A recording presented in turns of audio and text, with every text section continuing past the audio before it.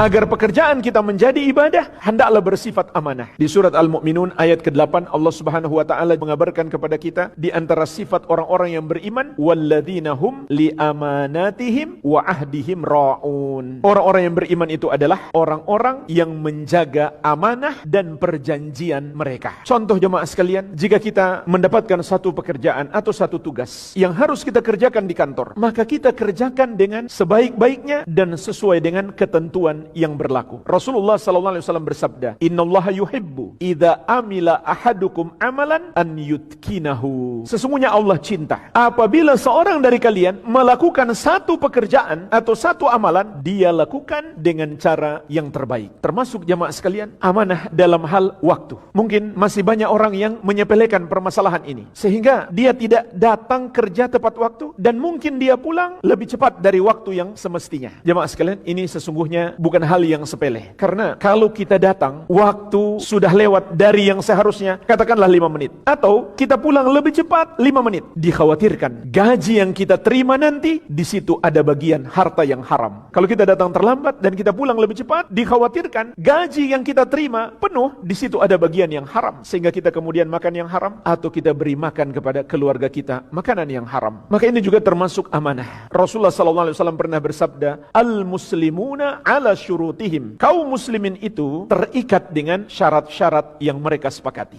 Jadi kesepakatan waktu bekerja yang kita sepakati saat kita masuk ke sebuah instansi, itu harus kita tepati. Dan juga niatkan itu dalam rangka tunduk kepada Allah Subhanahu wa taala dan mengikuti Nabi Muhammad SAW. Karena mungkin ada orang yang kalau dia cuma ingat ini kan peraturan manusia saja, kalau bos nggak tahu nggak ada masalah. Maka ini bukan hanya sekedar urusan kita dengan manusia, ini kelak akan dimintai pertanggungjawaban oleh Allah Subhanahu wa taala di hari kiamat. Itu yang harus kita ingat. Begitu pula terkait dengan penggunaan fasilitas kantor. Ini juga amanah jemaah sekalian. Jangan kita sepelekan permasalahan ini. Tidak boleh kita menggunakan fasilitas kantor untuk kepentingan pribadi. Kita diberi amanah memegang fasilitas kantor untuk pekerjaan kantor, bukan untuk kepentingan pribadi kita. Kalau kita gunakan untuk kepentingan pribadi kita, maka itu berarti tidak amanah. Dulu jemaah sekalian, Umar bin Abdul Aziz, kepala negaranya kaum muslimin di masa itu, jika masuk waktu malam dan urusannya bukan urusan orang banyak, bukan urusan negara, hanya urusan keluarga, beliau akan mematikan lampu di rumah dinasnya. Karena takut nanti lampu ini Allah akan mintai pertanggungjawaban. Cuma lampu jemaah sekalian, cuma sebuah penerangan. Yang hari ini kita nggak pernah menghitung berapa pengeluaran kantor untuk bayar listrik. Tapi orang soleh, orang berilmu dahulu, dia fikirkan itu. Ini ada pertanggungjawaban kelak di hari kiamat. Sehingga beliau takut kalau untuk sekedar urusan keluarga menggunakan rumah dinas, menggunakan lampu dari biaya negara. Oleh karena itu, para pejabat dahulu di masa-masa keemasan Islam, mereka tidak memanfaatkan jabatan mereka untuk kepentingan-kepentingan pribadi. Sampai ketika negara menetapkan sahabat-sahabat yang berhijrah dari kota Makkah ke Madinah, mereka harus diberikan upah khusus. Mereka harus diberikan gaji khusus. Saat itu Umar bin Khattab yang menjadi kepala negaranya. Ternyata anaknya Abdullah bin Umar itu dapat bagian juga. Karena beliau juga ikut berhijrah. Namun jamaah sekalian, Umar radhiyallahu anhu memotong separuh dari bagian beliau. Apa alasan Umar? Yang lain pergi berhijrah sendiri, sedangkan putra saya ini pergi berhijrah karena dibawa oleh orang tuanya. Jadi lihat bagaimana keadilan dalam memanfaatkan fasilitas yang diberikan oleh negara. Maka dipotong oleh Umar bagian milik anaknya sendiri, yang semua orang yang berhijrah ketika itu menerima penuh, tapi anaknya dia potong separuh, karena mengingat anaknya dulu ketika berhijrah hanyalah dibawa oleh orang tuanya. Begitulah jemaah sekalian, sifat amanah pada orang-orang soleh, karena tahu setiap harta yang kita gunakan akan dimintai pertanggungjawaban oleh Allah Subhanahu wa taala. Begitu pula semua harta kita yang masuk, setiap rupiah yang masuk, setiap rupiah yang keluar, itu akan dimintai pertanggungjawaban oleh Allah Subhanahu wa taala, sehingga hendaklah kita takut kepada Allah Tabaraka wa taala. Al-Amwah menemani ibadahmu juga hijrahmu.